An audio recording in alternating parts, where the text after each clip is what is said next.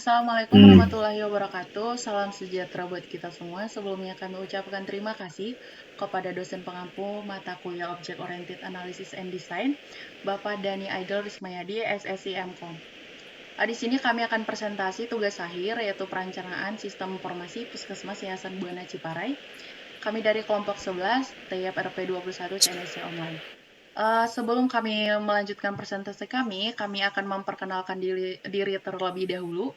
Di sini perkenalkan kami dari kelompok 11, yaitu saya sendiri Romasta Sinaga sebagai moderator yang akan menuntun presentasi dari awal hingga akhir nanti. Terus selanjutnya ada Muhammad Padullah sebagai pewawancara kita ke narasumber di Puskesmas Yayasan Buana. Untuk selanjutnya ada Pak Rido Firdaus sebagai juru foto atau rekam di waktu wawancara. Selanjutnya ada Hari Priyoga dan ada Pesta Natalia Gultom. Next. Di sini untuk daftar isinya ada yang pertama latar belakang, yang kedua rumusan masalah, yang ketiga tujuan masalah, yang selanjutnya ada pembahasan, terus kesimpulan dan saran, untuk terakhir ada dokumentasi. Untuk latar belakang, untuk saudara Pesta Natalia Gultom dipersilakan. Baik, terima kasih. Di sini saya akan membacakan latar belakang mengenai Puskesmas Yayasan Buana. Pusat Kesehatan Masyarakat atau yang lebih dikenal dengan sebutan Puskesmas merupakan salah satu fasilitas pelayanan kesehatan tingkat pertama yang ada di Indonesia. Puskesmas memiliki peran penting dalam upaya menyediakan pelayanan kesehatan yang terjangkau dan mudah diakses oleh masyarakat, terutama di daerah pedesaan dan perkotaan yang tidak memiliki akses langsung ke rumah sakit. Pelayanan kesehatan atau health care service adalah setiap upaya yang diselenggarakan sendiri atau bersama-sama dalam satu organisasi untuk meningkatkan dan memelihara kesehatan, mencegah dan mengobati penyakit, serta memulihkan kesehatan perorangan, kelompok, dan masyarakat. Salah satu puskesmas yaitu Yayasan Buana. Yayasan Buana berkedudukan di Kabupaten Bandung dan berkantor pusat di Klinik Buana, Jalan Rancabogo, RT 002, RW 02, Desa Cikoneng, Kecamatan Ciparai, Kabupaten Bandung, Provinsi Jawa Barat. Yayasan Buana diresmikan pada 15 Juli 2020.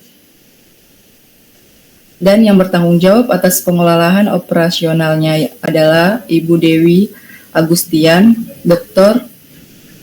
MPH PhD. Yayasan Buana bekerja sama dengan beberapa pihak, diantaranya Puskesmas Pakuntadang selaku pemilik wilayah. Bekerja sama juga dengan Universitas Pajajaran dalam hal penerapan Tridharma perguruan tinggi, yaitu pendidikan, pengabdian kepada masyarakat, dan penelitian. Yayasan Buana menyediakan dan menjadikan tempat pelaksanaan puskesmas pembantu atau disebut dengan puskesmas keliling, yang dimana untuk pelaksanaannya sendiri adalah nakes atau tenaga kesehatan dan karyawan di Yayasan Buana.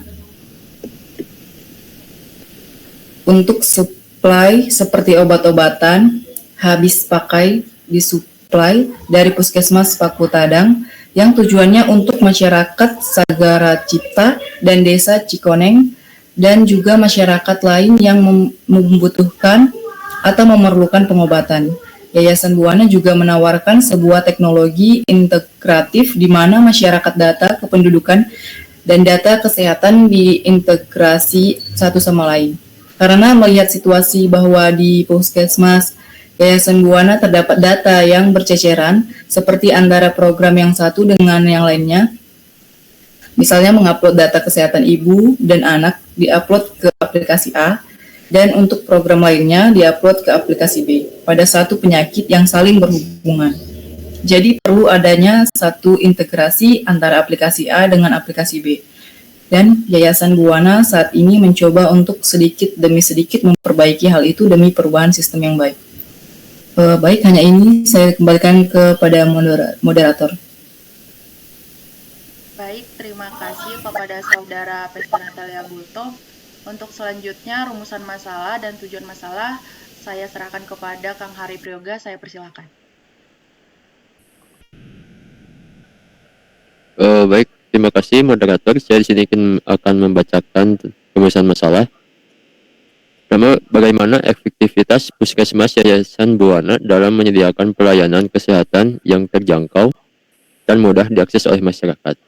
Bagaimana manajemen operasional Yayasan Buana dalam menjalankan kegiatan sehari-hari di Puskesmas, termasuk kerjasama dengan Puskesmas Pakutandang, Universitas Pajajaran? Lalu bagaimana integrasi data kependudukan dan data kesehatan di Puskesmas Yayasan Buana? Next. Nah, untuk tujuan masalah yaitu meningkatkan efektivitas Puskesmas Yayasan Buana dalam memberikan pelayanan kesehatan yang terjangkau dan mudah diakses, terutama bagi masyarakat. Lalu meningkatkan manajemen operasional Yayasan Buana dalam menjalankan kegiatan sehari-hari di Puskesmas, termasuk memperkuat kerjasama dengan pihak terkait seperti Puskesmas Pakutandang dan Universitas Pajajaran. Lalu mengintegrasikan data kependudukan dan data kesehatan di Puskesmas Yayasan Buana sehingga memungkinkan penyediaan pelayanan yang lebih terpadu dan meningkatkan efisiensi sistem informasi kesehatan di Puskesmas tersebut. Mungkin itu saja yang bisa saya sampaikan. Saya kembalikan ke moderator. Baik, terima kasih kepada Kang Hari Priyoga. Untuk selanjutnya di sini ada landasan teori. Di landasan teori ini terdapat beberapa pembahasan, yaitu yang pertama pengertian wawancara, terus diagram UML, terus selanjutnya adalah database, terus teori dasar aplikasi, functional recurrence and non-functional recurrence. Terus yang terakhir itu adalah mockup. Untuk selanjutnya saya serahkan kepada Kang Pawas, saya persilakan. Baik, terima kasih kepada moderator. Yang pertama ada pengertian wawancara. Wawancara adalah proses interaksi antara dua pihak, yaitu pewawancara dan responden, dengan tujuan untuk mendapatkan informasi atau pandangan dari responden tentang topik yang relevan. Yang selanjutnya ada diagram UML. UML atau lebih dikenal Unified Modeling Language adalah suatu metode dalam pemodelan secara visual yang digunakan sebagai sarana perancangan sistem berorientasi objek. Awal mulanya UML diciptakan oleh Object Management Group dengan versi awal yaitu 1.0 pada bulan Januari 1997. UML juga dapat didefinisikan sebagai suatu bahasa standar visualisasi, perancangan, dan pendokumentasi sistem atau dikenal juga sebagai bahasa standar penulisan. Blueprint sebuah software. UML yang sering digunakan yaitu ada use case diagram, activity diagram, sequence diagram, class diagram, dan use case scenario. Selanjutnya ada database. Dihimpun dari berbagai sumber secara sederhana, database atau basis data merupakan sekumpulan data atau informasi yang tersimpan secara sistematis. Database memiliki peran penting dalam perangkat untuk mengumpulkan informasi data atau file secara terintegrasi.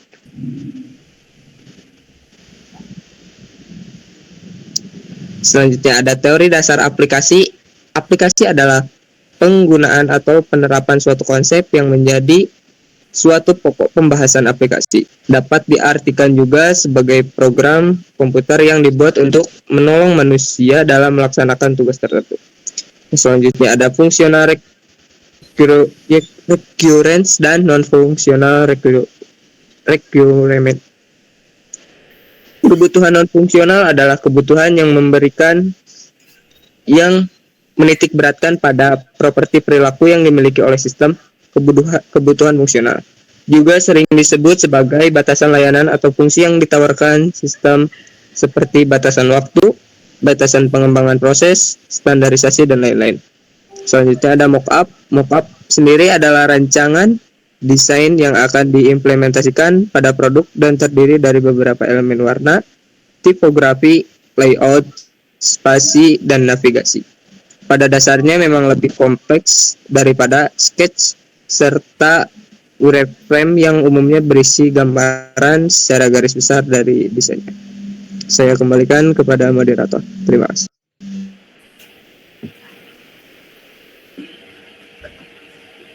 Baik, terima kasih kepada Kang Pawas. Untuk selanjutnya adalah diagram perancangan sistem informasi Puskesmas Yayasan Buana Ciparai. Di sini terdapat activity diagramnya, use case diagram, use case skenario, sequence diagram, dan kelas diagram. Nah, untuk activity diagramnya saya persilakan kepada Kang Muhammad Fadullah. Saya persilakan. Ya, terima kasih kepada moderator. Oke, yang pertama ada activity diagram. Yang akan saya jelaskan pertama adalah activity diagram admin. Yang pertama kita login admin, lalu kemudian ke input username dan password. Terus kalau salah bisa lanjut ke dashboard. Kalau benar bisa lanjut ke dashboard. Kalau salah bisa kembali lagi ke input username dan password. Selanjutnya dari dashboard itu kita bisa ke data master, data transaksi, dan juga data laporan. Untuk data master kita bisa langsung ke add user dan add user poly, yang di mana ada di data transaksi itu ada bagian pelayanan, poly, dan pemeriksaan. Di data laporan bisa kita lanjut ke pemeriksaan dan juga ke poly. Nanti dari semuanya bisa berlanjut ke logout. Untuk selanjutnya ada activity diagram perawat. Yang pertama login perawat. Yang selanjutnya ada input username dan password. Jika benar lanjut ke dashboard, dan jika salah akan kembali ke input username dan password. Selanjutnya dari dashboard bisa masuk ke dalam data transaksi dan juga data laporan, di mana data transaksi ada pelayanan, poli, dan pemeriksaan. Dan di data laporan bisa ke poli periode per tanggal, pemeriksaan periode per tanggal, poli per pasien, dan pemeriksaan per pasien. Lalu selanjutnya ke logout. Untuk selanjutnya ada activity diagram login petugas. Dari petugas, login ke username password. Jika benar, sistem akan mengirim dan validasi database. Setelah divalidasi, akan dicek. Jika login valid, maka akan lanjut ke laporan. Jika salah, akan kembali ke username password. Untuk selanjutnya ada activity diagram login. Dari user, input username dan password. Validasi data login. Jika benar, akan langsung menampilkan halaman user. Jika salah, akan kembali kepada halaman username dan input username dan password. Untuk selanjutnya ada activity diagram registrasi pasien baru. Dari pasien, login, mengisi form registrasi, lalu validasi data dan kelengkapan form registrasi. Jika benar, langsung ke halaman menyimpan data registrasi. Jika salah, kembali ke mengisi form registrasi. Untuk selanjutnya ada activity diagram input data pasien. Dari petugas, pilih menu input, lalu dari sistem akan request dan eksekusi pada database, lalu kembali ke sistem untuk menu input data pasien, lalu input data pasien, petugas input data pasien, dan sistem menyimpan data pasien, lalu menyimpan. Jika tersimpan akan masuk kepada menu input data pasien. Jika batal akan tersimpan ke menu input data pasien, dan jika benar database data pasien akan disimpan. Selanjutnya ada activity diagram dokter. Dari dokter pilih form pemeriksaan. Selanjutnya ada pilih form rekam medis. Lalu dari sistem akan request dan database dieksekusi. Lalu di input data pasien, nanti ada dari sistem menu input data pasien. Jika batal akan kembali ke menu request, dan jika benar tersimpan akan masuk ke dalam database dan data akan disimpan. Untuk yang selanjutnya lagi ada activity diagram pengadaan obat.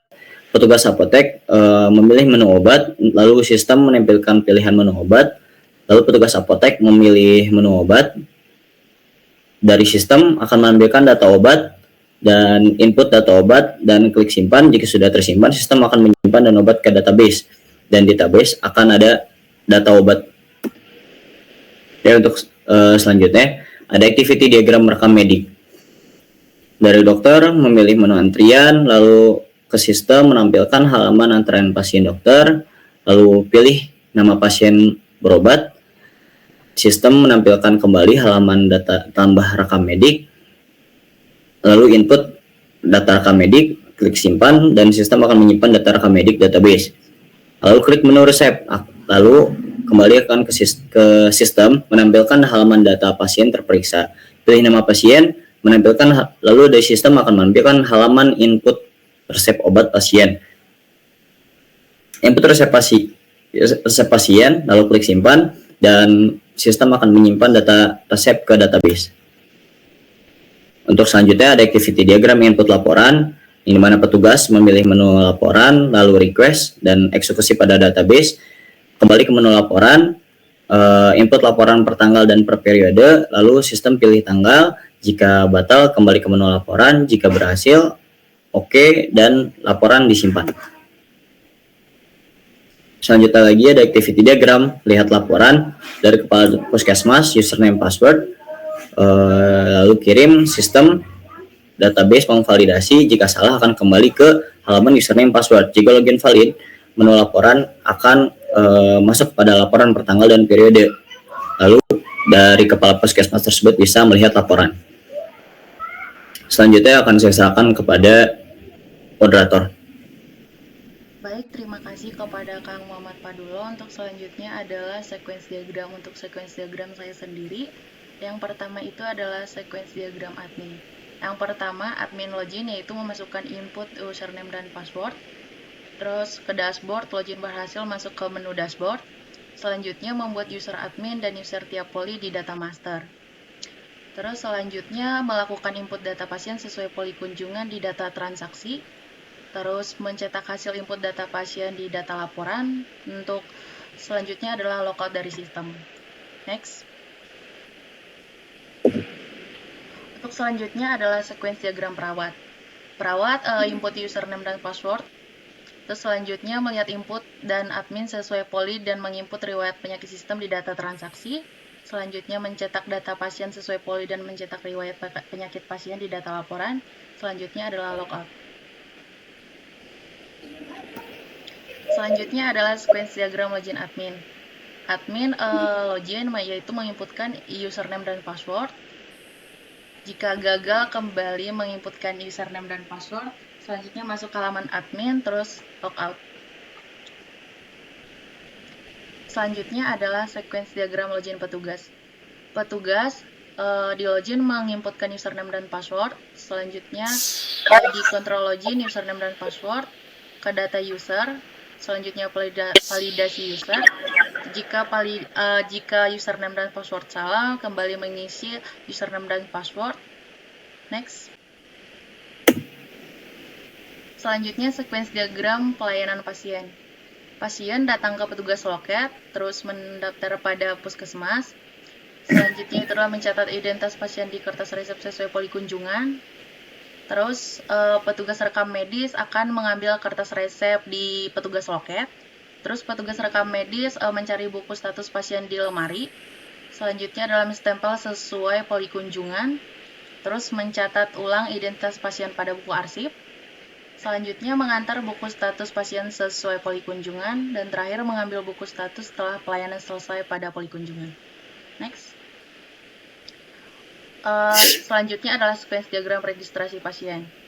Pasien diregistrasi, dikelola data pasien, terus input data dokter, disimpan terlebih dahulu, baru input data dokter, terus disimpan, input data jadwal dokter, terus simpan, menyetujui pendaftaran pasien, simpan, cek data input pasien, terus memvalidasi data.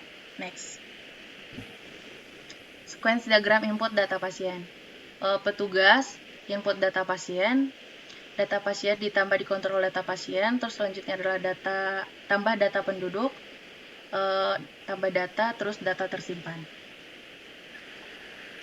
Sequence diagram dokter. Dokter input data dan penyakit pasien di form pemeriksaan, hasil pemeriksaan di form rekam medis, terus data rekam medis ditambah di data rekam medis. Terus selanjutnya tambah data rekam medis, laporan tersimpan. Next. Sequence diagram kepala puskesmas. Kepala puskesmas pilih tanggal di form laporan, data laporan poli di kontrol laporan, data laporan masukkan kode laporan, mencari laporan, laporan ditemukan, menampilkan data laporan di form laporan, laporan ditampilkan. Next. Selanjutnya adalah sequence diagram laporan. Petugas di prom laporan menginput laporan per tanggal dan per periode, di kontrol laporan, data laporan ditambah, di data laporan tambah data, terus tambah data laporan, laporan tersimpan. Selanjutnya adalah use case diagram. Untuk use case diagram, saya persilakan lagi kepada Natali. Persilakan. Baik, terima kasih. Di sini saya akan menjelaskan mengenai use case diagram. Use case di sini terdapat use case diagram registrasi pasien. Pasien terlebih dahulu meregistrasi, terus petugas di dalam sistem melakukan login, input data pasien, dan buat laporan. Sedangkan untuk dokter masuk ke sistem pemeriksaan dan rekam medis. Dan kepala puskesmas dalam sistem login dan melihat hasil laporan. Next. Di sini yang kedua terdapat use case diagram admin. Admin melakukan login terlebih dahulu, include ke menu dashboard, dan data master juga extend ke menu dashboard, include membuat user, data transaksi juga extend ke menu dashboard, dan include ke menginput data pasien sesuai poli kunjungan. Di sini juga adalah data laporan extend ke menu dashboard, include ke mencetak hasil semua input data rekam medis. Di sini juga admin dapat logout ke menu dashboard. Yang ketiga, use case diagram perawat. Perawat dapat login, include ke menu dashboard. Di sini juga terdapat data transaksi, extend ke menu dashboard, include melihat input dari admin dan input diagnosa pasien. Di sini juga data laporannya extend ke menu dashboard dan include untuk mencetak hasil diagnosa pasien. Perawat juga login dalam menu dashboard, include ke menu logout dari logout yang dilakukan oleh perawat. Next. Terima kasih, saya kembalikan kepada moderator. Baik, terima kasih kepada TPSTA. Untuk selanjutnya kepada Kang Pawas untuk use case skenario dipersilahkan. Oke, untuk use case skenario pada menu login. Yang pertama ada use case untuk login. Di deskripsi akan ada muncul use case ini menggambarkan setiap pengguna wajib melakukan login untuk mengakses sistem. Selanjutnya ada aktor, admin. Di dalam use case ini tentunya ada aktor dan itu yang pertama ada admin, kedua ada dokter, pasien, pegawai, dan pimpinan. Yang selanjutnya ada kondisi awal, sistem menampilkan from login, dan kondisi akhir menampilkan halaman tergantung aktor yang dipilih. Untuk skenario normal, yang pertama ada aksi atau aktor, yaitu use case ini dimulai ketika aktor menginputkan user dan password masing-masing. Yang selanjutnya ada reaksi pada sistem, yaitu sistem melakukan verifikasi login. Yang selanjutnya sistem menampilkan from halaman sesuai user yang dipilih. Jika skenario gagal login, maka aksi aktor use case ini dimulai ketika aktor menginputkan user dan password masing-masing. Ada reaksi sistem melakukan verifikasi login, sistem menampilkan login gagal dan password salah. Next.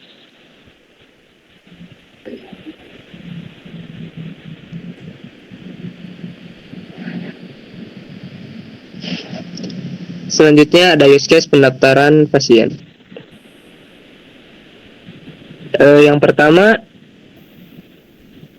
dimulai dari sistem, yaitu mengecek data pasien. Yang selanjutnya bagi pasien yang sudah terdaftar sebelumnya menyerahkan kartu berobat dan mencocokkan kartu berobat. Yang ketiga, pasien baru membuat kartu berobat dan rekam medik. Yang keempat, mencatat pasien ke buku pendaftaran pasien. Yang kelima, menyerahkan kartu rekam medik. Yang keenam, menerima kartu rekam medik. Yang selanjutnya di sini aktor yang berperan, yaitu memeriksa pasien dan menulis diagnosa ke kartu rekam medik serta resep obat. Selanjutnya, pada sistem memberikan resep, aktor akan menerima resep obat dan menerima obat.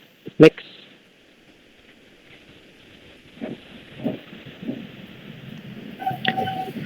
Selanjutnya ada use case untuk melihat jadwal dokter. Use case di sini ada melihat jadwal dokter. Di deskripsi use case ini menggambarkan menu untuk melihat jadwal dokter. Aktornya tentu saja ada admin, dokter, pasien, pegawai, dan pimpinan. Di kondisi awal, sistem menampilkan menu jadwal dokter dan kondisi akhir menampilkan halaman jadwal dokter. Pada skenario normal, aksi aktor yaitu yang pertama use case ini dimulai ketika aktor memilih menu jadwal dokter. Maka akan dilanjutkan reaksi sistem. Sistem menampilkan menu jadwal dokter dan data jadwal dokter ditampilkan.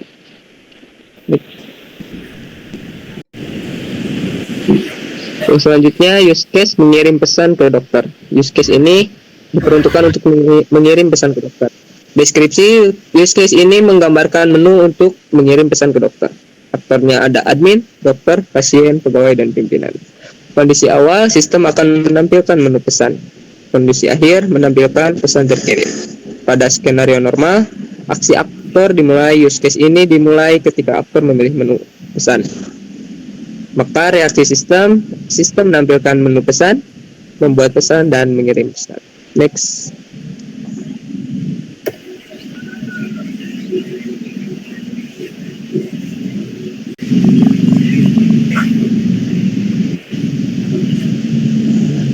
Selanjutnya ada use case menerima pesan. Pada deskripsi use case ini menggambarkan menu untuk menerima pesan. Aktor yang tersedia ada admin, dokter, pasien, pegawai, dan pimpinan. Kondisi awal, sistem menampilkan menu pesan, dan kondisi akhir menampilkan pesan diterima. Pada skenario normal, aktor dimulai ketika memilih menu pesan, maka reaksi sistem akan menampilkan menu pesan, melihat pesan yang diterima. Next.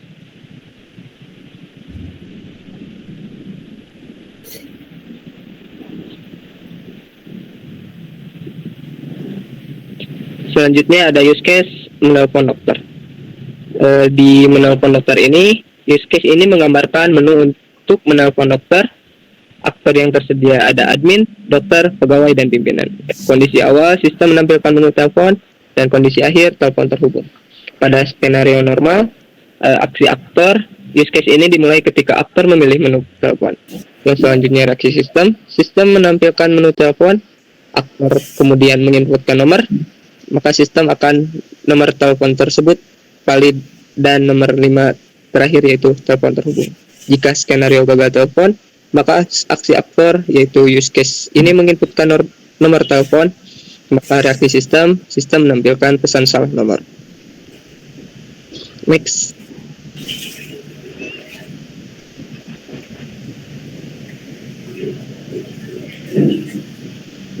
Selanjutnya ada use case menelpon pegawai. Use case-nya itu untuk menelpon dokter. Di deskripsi use case ini menggambarkan menu untuk menelpon dokter. Selanjutnya ada aktor, sama seperti tadi ada admin, dokter, pegawai, dan pimpinan. Di kondisi awal sistem menampilkan menu telepon, kondisi akhir telepon terhubung. Pada skenario normal, aksi aktor yaitu yang pertama use case ini dimulai ketika aktor memilih menu telepon, maka akan ada reaksi dari sistem menampilkan menu telepon. Selanjutnya dari aksi aktor menginputkan nomor, dan reaksi sistem nomor telepon valid, dan yang terakhir nomor telepon terhubung. Selanjutnya skenario gagal telepon. Aksi aktor di sini menginputkan nomor telepon, maka reaksi sistem menampilkan pesan salah nomor. Next.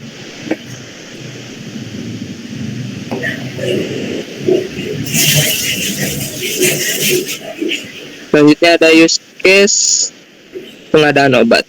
Aktor akan yang pertama, pasien menyerahkan obat kepada aktor, sistem akan menerima resep obat, mengecek data obat, Bila obat tersedia, langsung memberikan obat dan mencatat obat yang dikeluarkan.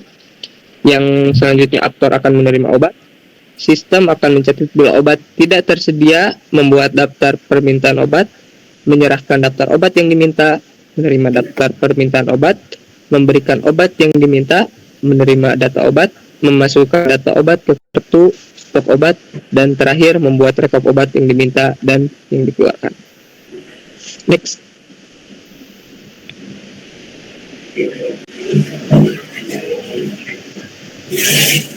Selanjutnya ada use case mengatur server. Di deskripsi use case ini menggambarkan menu untuk mengatur server. Aktor sendiri di sini tersedia admin. Kondisi awal sistem menampilkan menu server, kondisi akhir server dikelola. Yang selanjutnya ada skenario normal. Di dalam tabel aksi aktor, use case ini dimulai ketika aktor memilih menu server, dilanjutkan kepada reaksi sistem menampilkan menu server, dan dikembalikan lagi kepada aktor untuk mengelola server, dan yang terakhir dikembalikan kepada sistem, server telah dikelola. Jika skenario gagal, aksi aktor di sini dimulai ketika aktor memilih menu server, maka akan dilanjutkan kepada reaksi sistem menampilkan menu server, dikembalikan lagi kepada aktor untuk mengelola server dan menambahkan user, dikembalikan kepada reaksi sistem meregistrasi user, dan sistem menampilkan registrasi gagal. Next.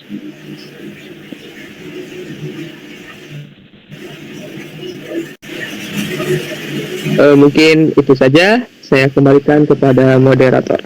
Terima kasih. Baik, terima kasih kepada Kang Pawas Rido. Yang selanjutnya adalah fast diagram. Di fast diagram ini terdapat pasien, di mana di pasien terdapat login terlebih dahulu, ada petugas login, ada petugas juga, terus ada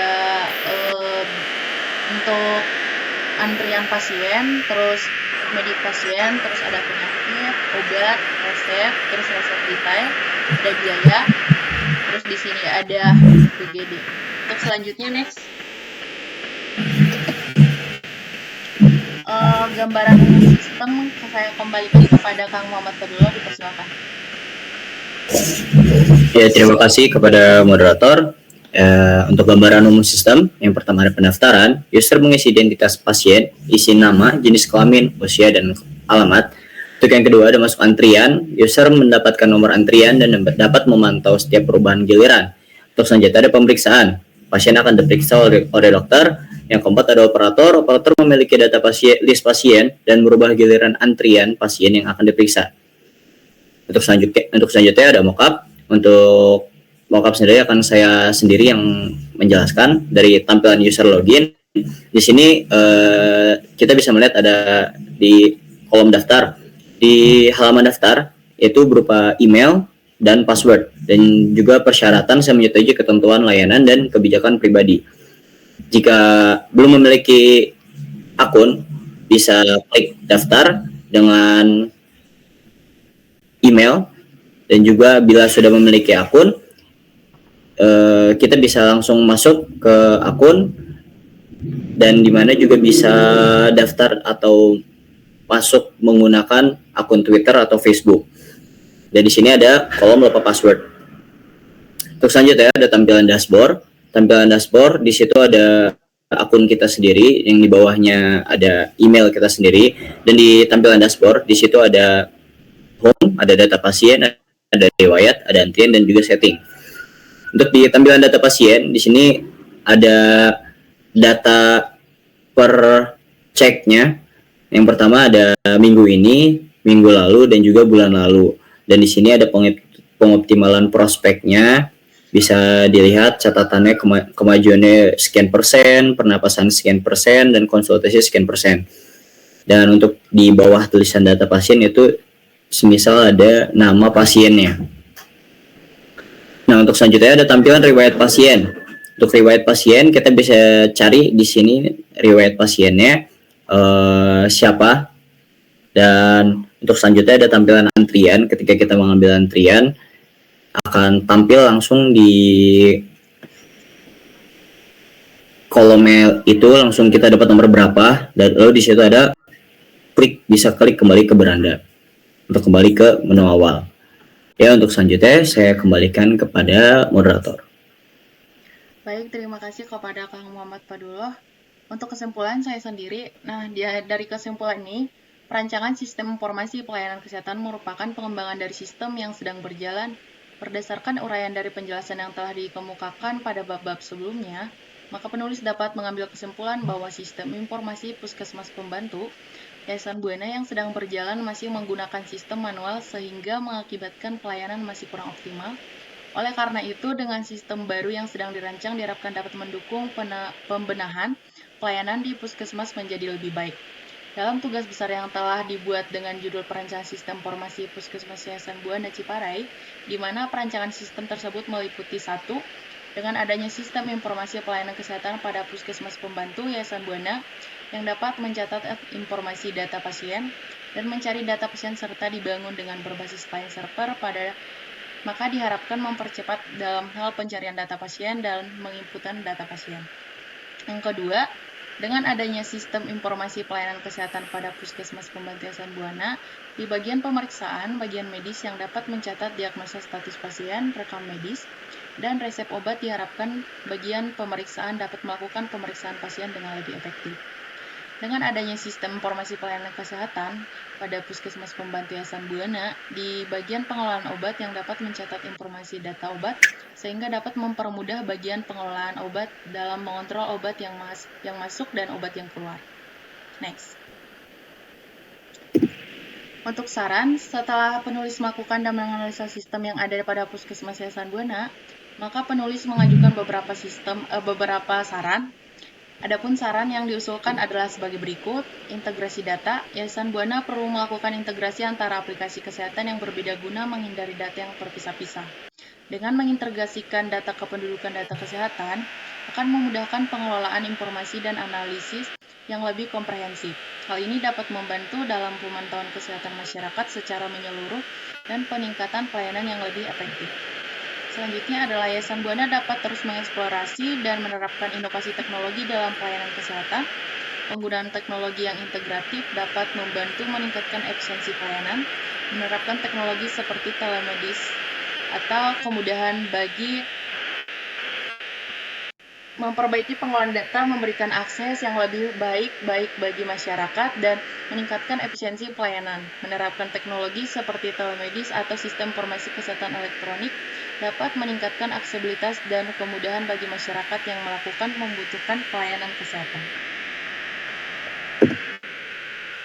Untuk dokumentasinya di sini, untuk gambar yang pertama adalah pewawancara dengan narasumber sedang melakukan wawancara. Terus ada berakhirnya wawancara, yaitu wawancara dengan narasumber bersalaman. Terus selanjutnya adalah penandatanganan narasumber dan cap stempel. Terus yang selanjutnya adalah kita melakukan presentasi lagi melalui Google Meet. Next. Nah, untuk kata-kata terakhir dari kelompok 11 adalah tantangan dan masalah merupakan bahan bakar kesuksesan, maka jangan pernah menyerah apapun yang terjadi. Next. Sekian dari kelompok kami, kelompok 11, mata kuliah Object Oriented Analysis and Design. Kami tahu masih banyak kekurangan dalam penyampaian materi dan perkataan. Atas kekurangan tersebut, kami mohon maaf. Sekian dan terima kasih. Assalamualaikum warahmatullahi wabarakatuh. Waalaikumsalam warahmatullahi wabarakatuh.